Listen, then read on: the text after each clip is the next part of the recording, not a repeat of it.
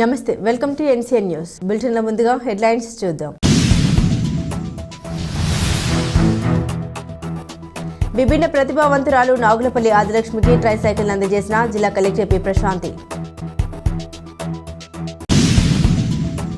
ప్రజా సమస్యల పరిష్కార వేదికలో దరఖాస్తు చేసిన వెంటనే నాగులపల్లి ఆదిలక్ష్మికి ట్రైసైకిల్ అందజేయడం జరిగిందని జిల్లా కలెక్టర్ పి ప్రశాంతి అన్నారు.